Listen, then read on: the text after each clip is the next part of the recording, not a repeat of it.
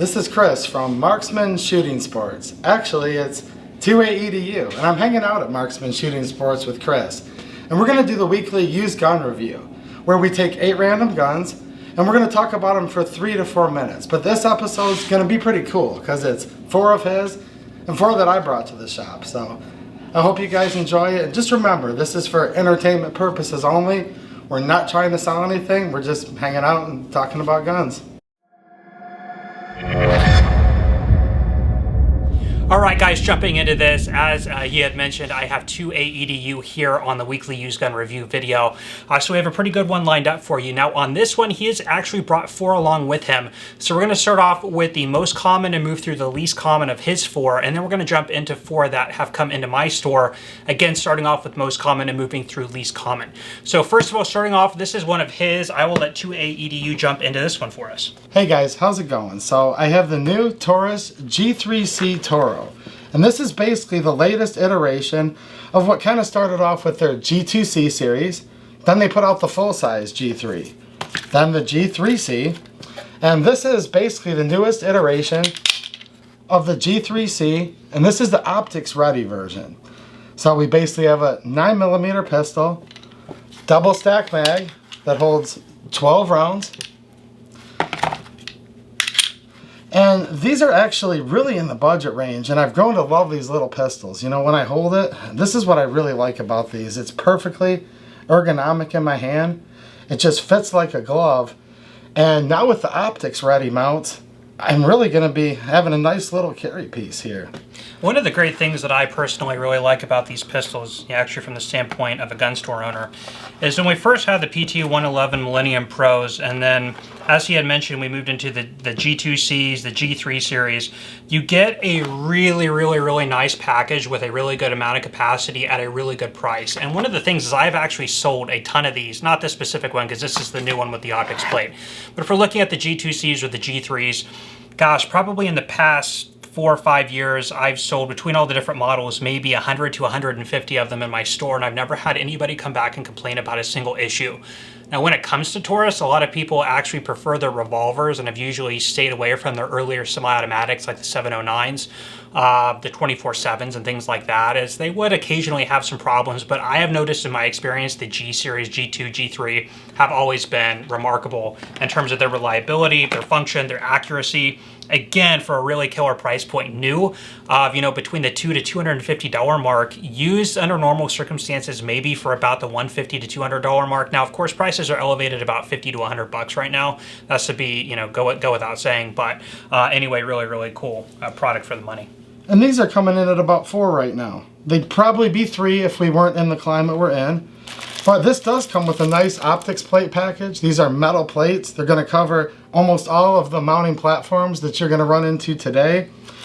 And even if you had an older G2C, G3C, probably the service from your gunsmith to mill this out is going to exceed the cost of just, buying one of these by the time you package it together. So I really like these guns a lot. And to kind of reaffirm what Chris just said, I stayed away from these pistols for like decades, guys. The original Millennium, it was a disaster in many areas, let's face it.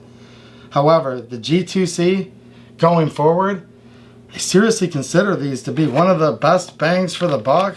And I'll be honest with you, of all the expensive guns I own, they're actually probably my favorite to shoot. Yeah, so again, for the price point, really good firearms. I definitely really recommend you guys pick one of these up if you take a look at it. Again, if you can get one used at a good price point. I know the optics plate ones are new to the market, so you're not going to find too many of them used right now. But if you go to the older generations, the G2s, the G3s, again, if you find one at a good deal, they will make a really good backup, a concealed carry, home defense, range gun. I mean, again, the options on them are really good for the price point. So I definitely really like them.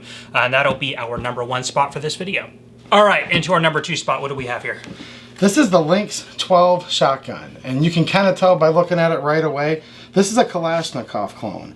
And more specifically, this is basically a Russian Saiga 12 that's already been converted for you, clone that's made by the Chinese. So we can see if you've ever bought one of these Russian guns, they would come in the hunting format and you'd have to do conversions.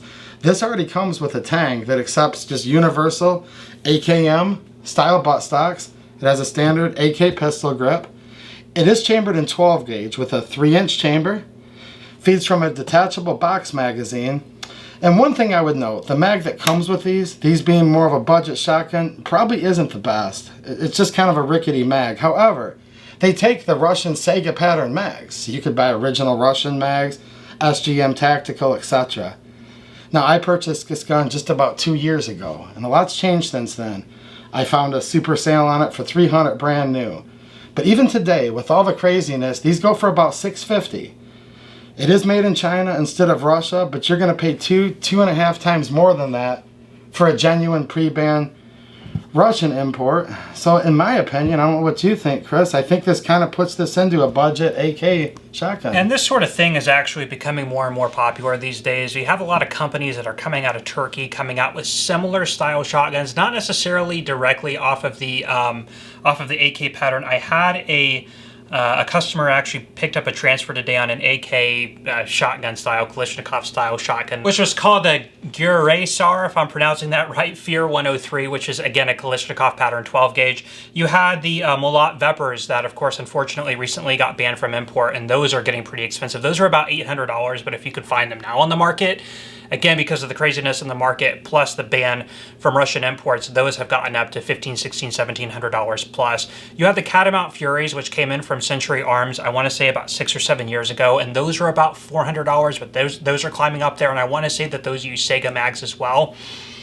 So there is a really cool variety of this Kalashnikov style AK, but again, because of the desirability of them and because the originals from Russia are becoming exceedingly hard to find, the value on these are increasing as well, which is why it could be a good time to get into somewhat of what some may consider a budget AK 12 gauge, but you know, again, it's something that's climbing in value. Yeah, and one more cool thing about this that makes it kind of universal, this does have an externally threaded barrel for chokes. You'll just see a barrel nut on the end here, and this is also the Sega thread pattern, so there's tons of options for that.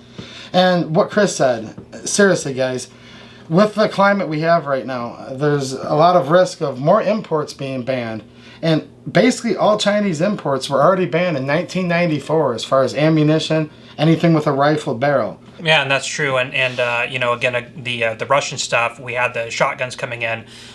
Those got stopped, again, a couple years ago. So you never really know what's going to happen. So it's always a good idea to jump on them when you see them. Again, because the pricing does continue to steadily raise, again, as their original Russian counterparts are becoming exceedingly hard to find. But anyway, really, really cool product, really cool shotgun. I'm glad you brought this one in for us to take a look at. And let's move on to the next one you brought. All right, so for our number 3 spot, what do we have here? We have a CZ VZ 5257, and I know there's a lot of Czech fans out there, so hopefully you guys enjoy this. So this is the 5257, but real quick, I think we should bring up the VZ 52, which is almost the same gun as this, but the VZ 52 was developed as a self-loading rifle. This is semi-automatic. It feeds through the top with stripper clips into a detachable 10-round box magazine. And it started off as the VZ52 because Czechoslovakia being involved like a Comblock-ish country, but they were always very rebellious against the motherland in Russia. They didn't initially want to adopt 7.62x39. They did not want to adopt the SKS. And this is not an SKS. So from 52 until about 57, which is going to bring us into this rifle, these were chambered in 7.62x45. It kind of sounds like an oddball round, but it's really a great round that has even more power, truthfully, than the 7.62x39. So as things progressed, we're looking at the Cold War era, Russia was putting a lot of pressure on Czechoslovakia and basically telling them they had to conform to the 7.62x39.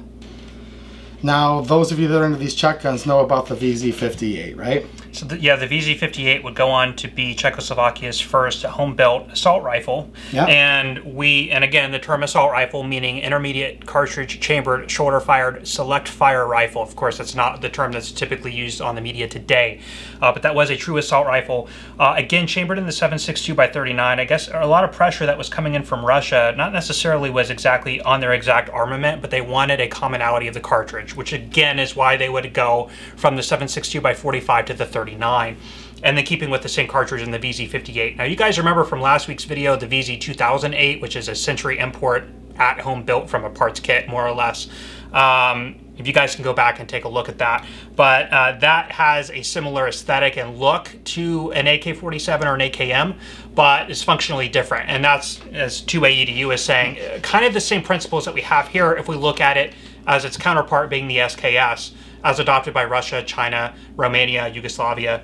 So anyway. Yeah, so this has a tilting breech block that brings it similar to the SKS, certainly not the same gun. And what we have here is kind of a little more of a rare variant. Being the 5257, these were a stopgap.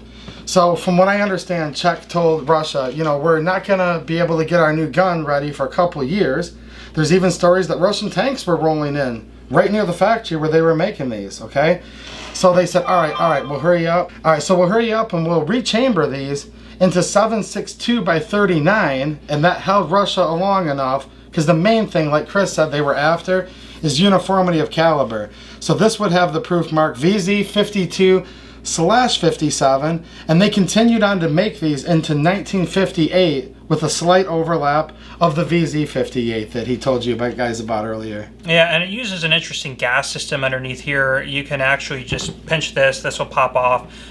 If you are familiar with the Gewehr 41, the G41, it uses a similar system. Now that would actually trap gas up at the front of the muzzle using the bang system. This uses a standard gas block, but there is it's a sort of a collar with a set of arms right here that works in a short stroke gas piston type of fashion, which uses inertia to kick the bolt carrier to the back. So if you look at the design features, it actually uses very large gas components, which are very durable, very reliable. So this is actually regarded as a fantastic self-loading rifle, and again was a great stopgap between what they were using prior to this and the Mauser actions going into, again through the Cold War until their first real assault rifle pattern with the VZ58. So a really, really cool, robust thing. Now, if you want to talk about rarity, let's talk about the rarity of this particular variant on the market. You're not going to find many of these. There were a few of these that were actually veteran bringbacks, believe it or not, from I believe the early 80s.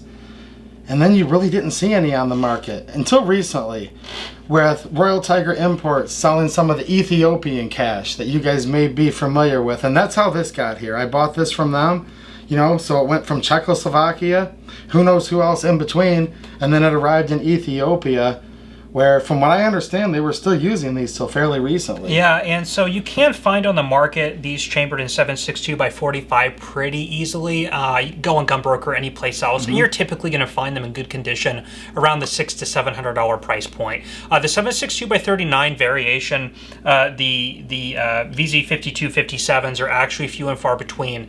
And again, because of their desirability to be being in a caliber 7.62 by 39, which is readily available on the consumer market, again under normal circumstances, the desirability for these, and again their availability, is very scarce, which has caused the pricing to go up. So these you might find in the open market right now for about $1,000 plus, and I don't see any signs of their value decreasing. So again, a really cool time in Czechoslovakia, and again Cold War military history, in a caliber that can actually be found. Like 7.62 by 45 is not very available. I haven't even looked on the market. I don't know if you have. It comes and goes, guys, but it is a great cartridge, but it comes and it goes. So more people are comfortable with the X39. And I would make one more note. You will find these sometimes on a Gunbroker where it's a VZ52 and they're going to say converted to 7.62 by 39.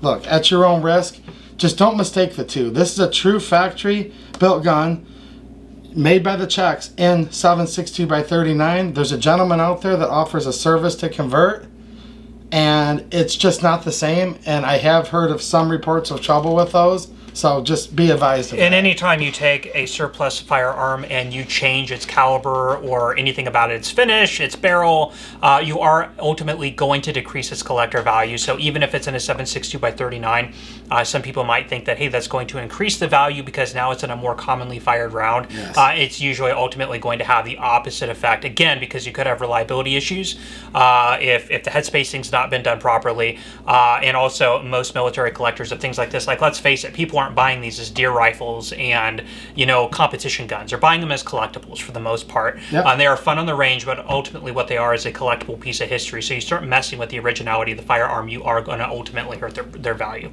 And for the nerds out there, there is another slight difference. Although the 7.62 by 45 mag will fit in the 57 and vice versa, they actually did make a slight mag change. This has more of a slanted mounted floor plate. So in this instance, I'm lucky enough to have the correct 7.62x39 mag, and these are details you guys should look for. So pause this video if you're looking at one of these, because you may find somebody selling one of these VZ 5257s with a 52 mag. If you want it to be a collectible, it needs the right mag, and these mags are probably 100 times more rare than the X45 mag. Yeah, well, very, very cool. That's our number 3 spot. Let's jump into number 4. Okay, in the number 4 spot, this is a really, really cool one that actually I had seen on 28EDU's channel. He did this video, what, about 2 years ago, 3 years ago? When these were coming to the country. That's actually why I started watching his channel. And as a little bit of fanfare, I asked that he bring this as what was one of his 4. So this is what I'm really kind of geeking out about. So let's go ahead and talk about what this is. Yeah, and I'm excited about this too, because I guess if I didn't have this, we would have never met each other. There you go. So this is the PM63 pistol. It was brought into the United States as a pistol, and it's actually a parts kit, rebuild if you will, of the original Polish submachine gun, the PM63 RAK. Now, you're already looking at this, and it's pretty unique looking. So it's chambered in the Soviet 9mm, which would be the 9mm Makarov round. 9x18, yeah. 9x18. And I think this would be properly called a machine pistol. It originally fired in fully automatic with an open bolt. Now this being converted, it's going to fire from a closed bolt and just semi-automatic. Now you're going to notice a couple features on this. It does contain 2 different mags. We have the 25 round box mag inserted, and it also comes with a 15 round mag. And the typical loadout would be to carry a couple of each.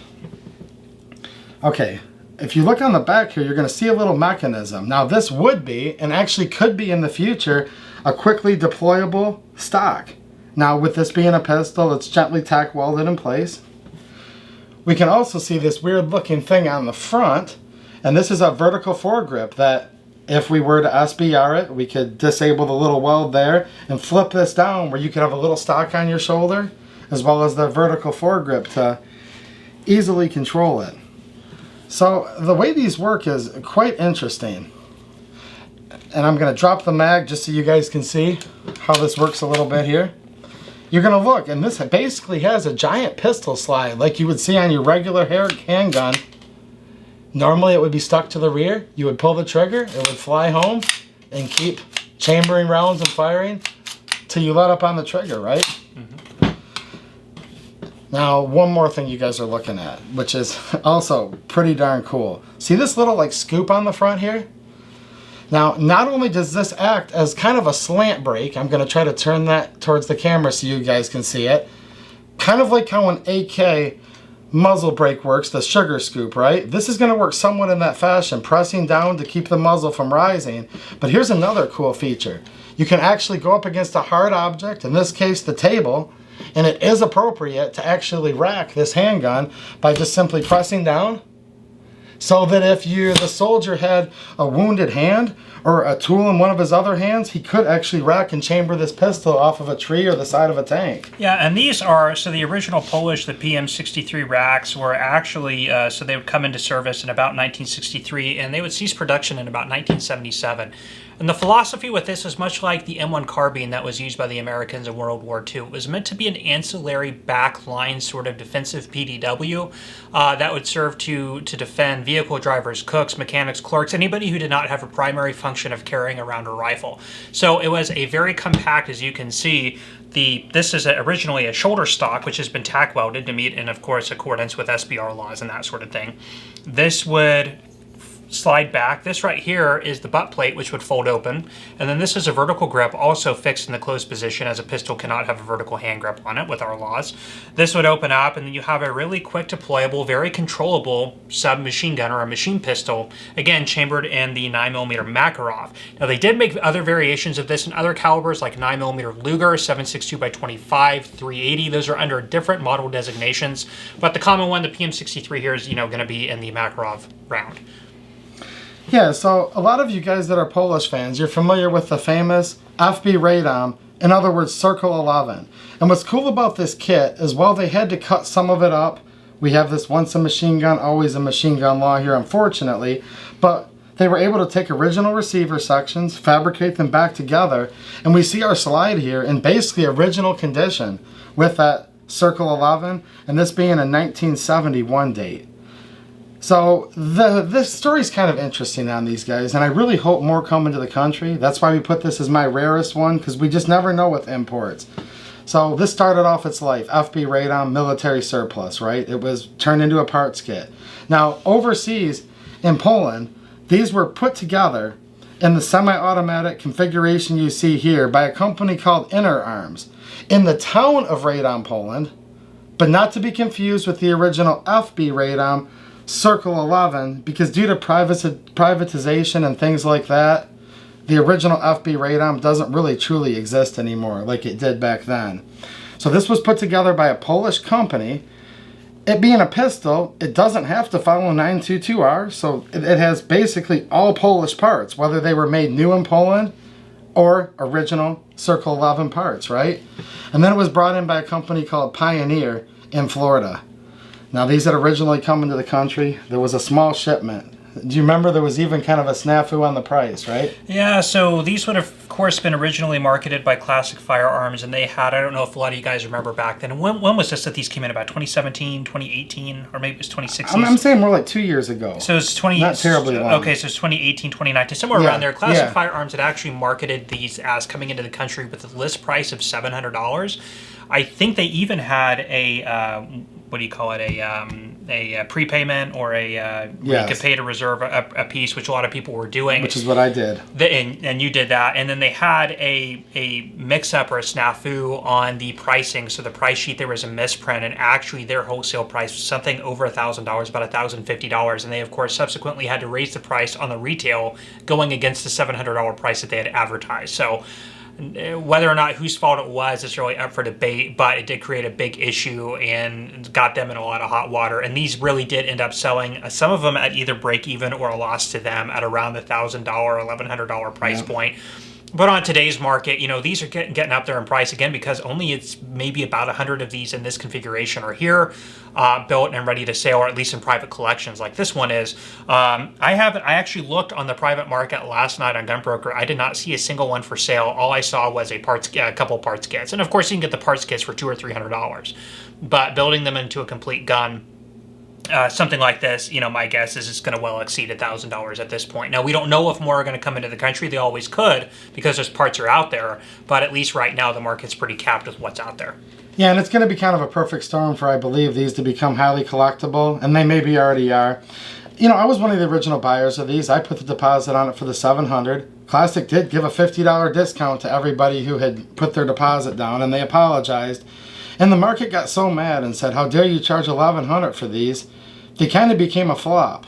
But even though you didn't see any on Gunbroker, I could see these going for 2 to 2.5 times that $1,100 right now because they're so rare. I believe it. I mean, when you have a limit of 100 units of this type of thing, it's not unreasonable to assume, especially in this market. And there is collectors on this sort of thing. This is a interesting piece of Polish military history. If you look at the Archers and, you know, the other type of the Polish import stuff, that stuff's climbing crazy too. So this is just a really, really cool pistol. And I'm really happy you brought that in, and that'll be your number 4 spot. Okay, for the next 4 that are coming up, these are some that have come into my shop. Now, the first one here actually came to me from a viewer through my gun site, the WeBuyGuns.com, from a gentleman down there in Florida. So thank you so much for sending that along to us.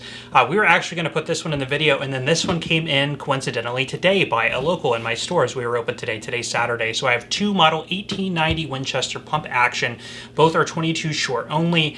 And these are commonly referred to by people as the gallery gun. Now, on previous videos, I had talked about the 1906, which was a more economized version of the 1890. And then we had the Winchester 62, which was its final iteration of this design.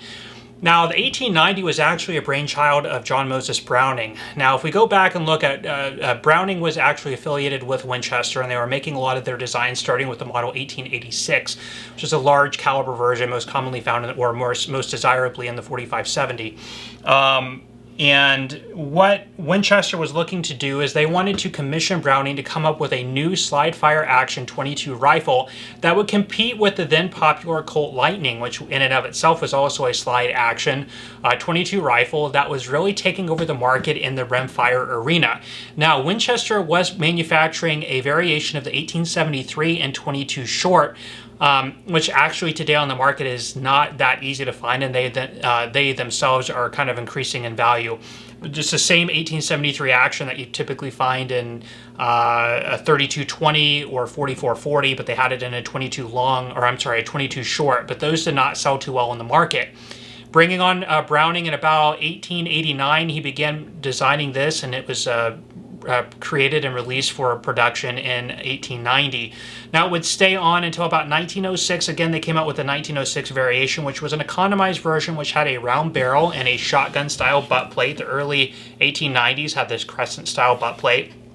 They would make them in 22 short, long, and long rifle. And then in 61, there would be one final design change where they would move it from an external hammer to an internal hammer. And that would essentially be the thing. Now, if we remember back in those days, you could actually take these things to a shooting gallery. And, you know, that was, you know, back when it was America was more of a fun place to be, where you could take your kids to a carnival and shoot at plates and rubber ducks and stuff like that, which is where this got termed with the name the gallery gun. Also, because of that, these have been very, very well used and worn out. So a lot of them you typically find in this type of condition. This one here has extensive cracks and stuff in the stocks. I think somebody had previously put in a reinforcing lug here to kind of keep the stock together in one piece. Shouldn't affect anything though in terms of functionality, as this is a 22 short. A lot of, you know, patina, finish wear, things like that. Both of these internally are fine. They function reliably in terms of a manual function. I haven't actually shot them, but really, really cool rifles. Yeah, and when I see these guns, you know what it really reminds me of, guys? Literally just like America. You think of people in a time, actually a long time ago now, where people would go out and just recreationally shoot these guns. And you imagine a grandpa with his grandkids out in the woods shooting varmint. Or you imagine a father taking his son to the county fair and shooting real live ammunition. And it should still be normal now, but especially back then, that was normal. Just to go to the fair and shoot real guns and have some good family time and maybe put some meat on the table, right? Absolutely, and that's really what it was about. Was more when America's pastime was shooting and shooting enthusiasm, which is something unfortunately we're straying away from. So again, when you look at something like this, that word Americana really comes to mind. You really can visualize the history built into these things. Now, in terms of the value, this one obviously has some cracking and stuff in the stock. It's really relegated as more of just a shooter or a plinker or something to hang up on the mantle that you can occasionally take out and have fun with.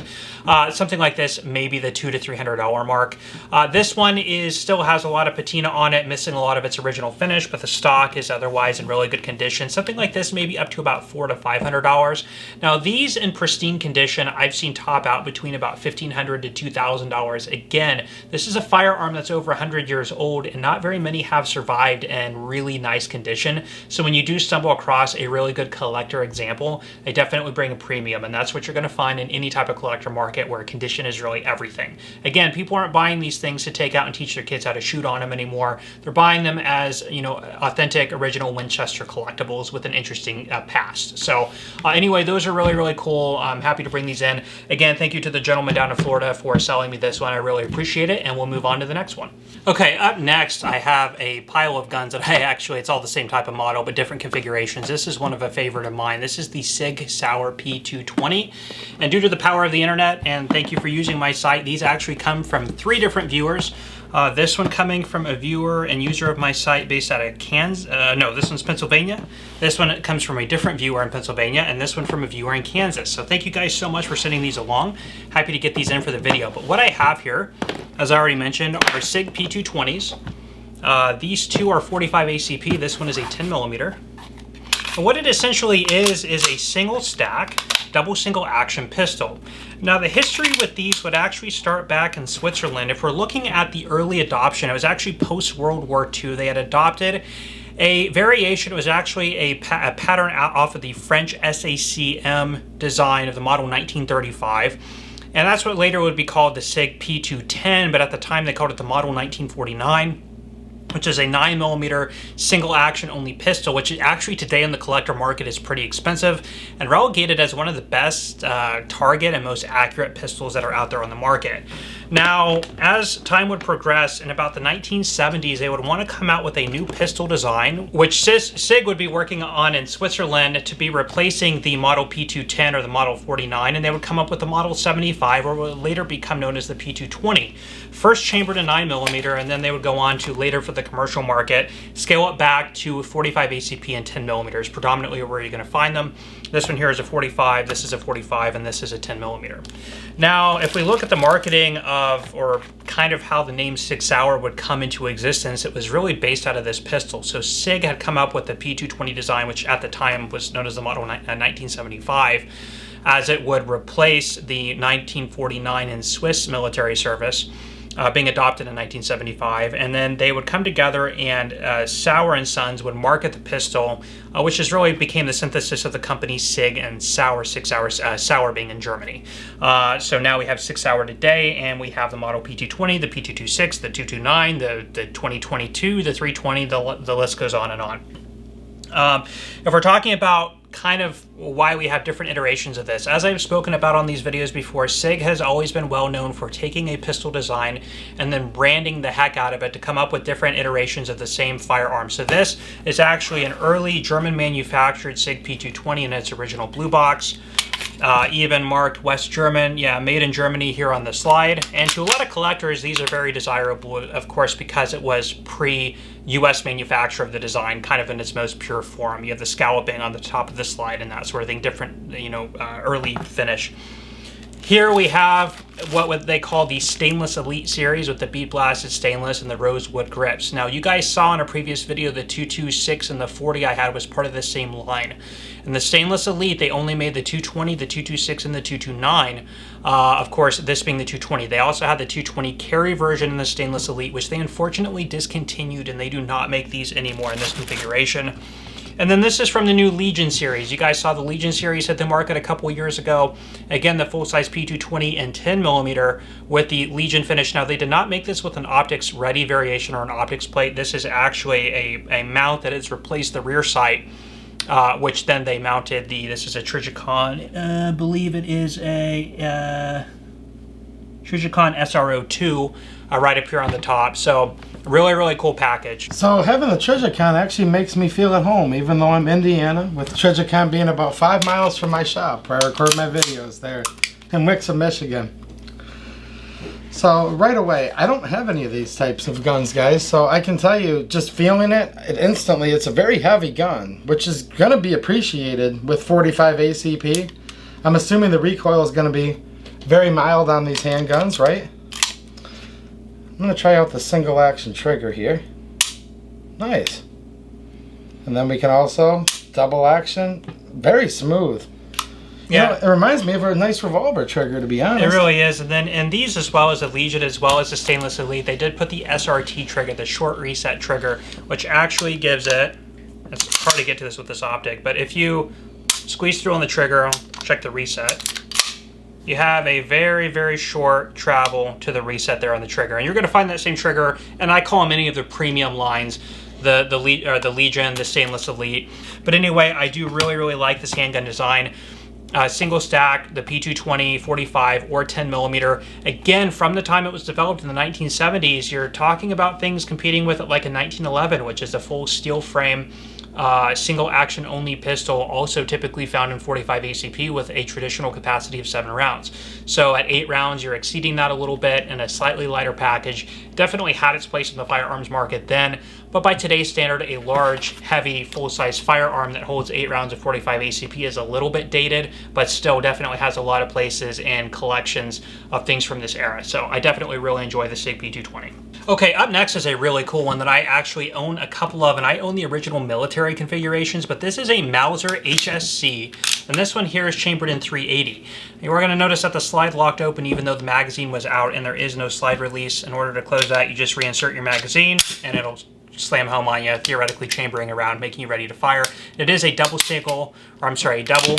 or single action pistol. It's actually a pretty nice trigger.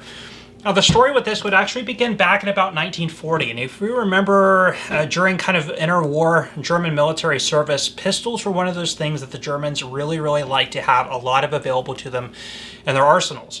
Now, at the time, if you had ancillary personnel, you had officers, handguns were actually deemed to be part of a uniform or part of a status symbol. So if you had, of course, Germany was mostly an occupational force in the earlier years. They were mainly on the offensive, and then they would occupy different countries like Belgium or France or Poland. Having your officers walking around with a personal sidearm was just, again, part of sort of standard military conduct or part of their uniform code within the German service. Now, prior to this coming on board, personal defense pistols were things like the Walther PP and the PPK. You had the Mauser, the 38H, I'm sorry, the Sauer 38H. So there really was, when Mauser was coming up with this design, they were not manufacturing this specifically with the intent of making this a military pistol. It was really intended to be a commercial pistol. So the earlier ones had a really nice high polished blue like this. And they're all chambered in 32 ACP. Now, a lot of German officers would go on to purchase them, and they would actually be rolled into military service. So you would see them with the Waffen amps and things like that, only having been produced by Mauser. And then different variations, I actually believe it was the Luftwaffe and the Heer, which was the Army, would actually have contracts for these, and then they would fold in the Kriegsmarine and the SS out of those contracts. So there's really no specific contracts for those segments of the German military at the time. As far as collectibles go for the manufacture of these, of course, the military variations with the Waffen amps and everything, which were exclusively in 32 ACP, would be the most valuable. Now, at the end of the war, Germany, like after World War I with the Treaty of Versailles, was ordered to cease all of their armaments production. Now, you would have a lot of firearms like the PP and the PPK being built either by Van Buren in France or under French oversight, which is true of this, which happened at about 1945 and 1946. Now, then these would cease production, and then Mauser would re-up production on these in about 1967, and then production would cease again in 1977, creating about 10 years where they had an export 380 version, which is what this is, and it would be manufactured by Mauser at Oberndorf and then imported by Inter Arms into the United States. If we're looking at the price point on things like this, again, the original German ones in really good condition right now are upwards of about $700 to $800. Again, there were early variations. There were police marked, Luftwaffe marked, and then the standard Army variations. So it's going to skew the value on them. If it's coming with a rig like a holster, extra magazines, again, you know, the pricing is going to go up, but typically you're going to find them between about $600 to $700. These guys as commercial exports in 380, you're typically going to find around the $500 mark. You know what I kind of like about guns like this, and I have a couple in my collection, and you can use it at the range, which is kind of liberating because it's not worth as much as if it was a Luftwaffe marked, you know, Third Reich gun. And also, these are nice for place fillers. Say you desire an original World War II that might run you over $1,000 because of its markings. This pretty much looks just as good, right? Yeah. Unless you're staring at it really close. The 380 is a little bit bigger than the 32, but yeah, I mean, again, it fits the exact same lines and niche of the market. Sure, and this kind of reminds me of the P38 for two reasons. Before it was the P38, it was the HP, the Harris pistol. It was. This sounds like the same thing. It was commercial, then went military. And then I also have a P38 that was made by Van Buren in France underneath the same treaty agreement. So it's just kind of cool when you get into collecting these German guns. There's a lot of history there. Yeah, and even the Germans went so far as to basically take the armaments manufacturing from the countries that they invaded, like the Polish, the P-35s, and then the high powers out of Belgium, even the French MAB pistols and the Model 35s out of France. And you would routinely find this with the Waffen amps. Their allies, like the Spaniards and in Italy with the 1934 1935 Beretta or the Astra pistols, you'd typically find this with the Waffen amps as well. So Germany was a very pistol-intensive country when it came to their armaments. And again, it would be no doubt that if there was a small, personal defense sort of pistol like this, which would fit in sort of with those realms of the PPK and the PP, the PP and the PPK, undoubtedly things like this would be folded into military service, which is exactly what happened. So very, very cool pistol, very, very cool piece of history. Again, even though this is not a military pistol, there is still a cool period of time through the 1970s where things like this were coming into the country, which no longer are. So in their own right, they do have an interesting a point in history, and they have their own collectability as well to them. And I'd be proud to own this pistol and put it right with my Mausers. It's a nice piece. Yeah. Okay, last but not least is an interesting one, and these definitely draw a lot of controversy. Even so, it is still pretty uncommon to find one. So this will be our number 8 spot, or number 4 for my segment of guns that goes. But this is a German Luger P08. Specifically, this is a American Eagle, and I'll explain a little bit about that in a minute. This was basically ruined by a company called Mitchell's Mausers. Now, there's a lot of controversy over what Mitchell's Mausers is first. Real quick, let me jump into the history on the Luger itself, and then we'll talk about Mitchell's Mausers. So, the P08 Luger was designed by a gentleman by the name of Georg Luger, and this came out of sort of an evolution from the Borchardt pistol, which was the first real commercially successful self-loading pistol out of Germany. Now, we did have the C96 pistols, which are popular as well, but this is really from that time where there really was an arms revolution where all militaries were trying to move from the revolver to the self-loading pistol. This would be really what Germany would land on and keep as their standard until it was replaced by the P38. It wasn't really replaced by the P38 because they still folded these into military service, and they were still manufactured by Mauser up until 1945, but they were produced alongside the P38. By 1945, they would be completely out of German military service. Now, this particular one, being an American Eagle, so before World War I in the early 1900s, in about 1901, 1902, Germany would export a series of these pistols into the United States, and they would actually put the American Eagle right up here on the chamber, right over the chamber, to give it sort of an Americana type of allure for marketing purposes. Not very many of them were brought in. Most of them were in 30 Luger. Some of them were in 9mm. This one's a 9mm. And very, very few of them were brought in. And in original condition, they definitely bring quite a premium on the market. Now, therein lies the problem with Mitchell's Mausers. This is no longer an original American Eagle Luger, as all of its originality, the grips, the finish, everything like that has been stripped from it to be rebuilt or, built into a beautiful looking pistol, which would theoretically gain more market value, which was something that Mitchell's Mausers had done with Lugers and K98s and the Czechoslovakian Mausers and things like that. And I know you personally own a Mitchell's Mauser. Yes, I do, and this is where it kind of frustrates people like me, but I get it. See, people, when these guns were coming home from the wars in many cases, or in this case sold commercially, I don't think people really understood the concept of a collectible gun back then. It wasn't really a thing, yeah. Yeah, because I know World War II vets that were proud that as soon as they brought they took it off a dead German, their P38, it was their war trophy, right? And they brought it home, and the second they brought it home, they stripped it off and chrome plated it. Right. So or they would trade it for a can of beans, Yes. So it kind of ticks off collectors like us who would enjoy this to be an original, but maybe other people would like the cosmetics. What do you think about it? Well, that was really the philosophy, and we talked about the sporterization of firearms. Again, if we're looking post-war, not only were these firearms pretty much everywhere, but people were almost tired of looking at them. You had a very war-weary civilian-based population back here in the United States. And you had all the guys coming home that had been looking at these things for the past 4 or 5 years. They were sick and tired of it, and these really did not have a lot of value on the market. You could go into a hardware store and pick out a Mauser from a barrel for probably $5. So a lot of people would take these things and they would try their hand at their own custom gunsmithing and try to sort of make them look nice and beautiful by cutting them down, engraving deer and stuff into the wood, taking off all the finish and rebluing it or chrome plating it. So that was just commonplace at the time, which has really led to a lot of the value increases of the modern stuff that is still untouched in an original condition. Now, this is actually sort of like a sporterization in mass that was done by a company where basically that was their business model. It was taking original military surplus firearms and then completely redoing them to potentially increase the value. Now, again, at the time that this was starting to be done, I can't remember when Mitchell's Mausers went into existence in the first place. It was probably somewhere around the 70s or the 80s. That was not such of a cardinal sin, again, because there was no huge collector market on this type of stuff.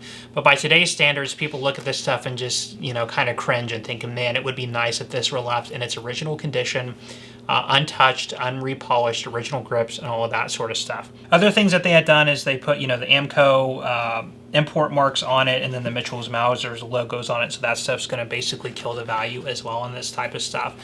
Now, if we look at the value, Mitchell's Mausers, they in their own right, there are buyers on them because a lot of people are still interested in the nicer looking aesthetics of these things. And this one actually came to me from a viewer in Missouri, but if we're looking at the market price on these sorts of things, again, an original American Eagle Luger in great condition matching might be around the $2,000 to $3,000 mark. This in this condition may be about $1,300. So, you know, a third or a little bit less than half of where it would be had it not been messed with. Also, one thing that Mitchell's Mausers did get criticism for was by leaving Mausers or Lugers in their original looking state, but then putting fake markings on them or fake serial numbers to try and pass them off as authentic, pristine looking condition collectibles when in fact they were not.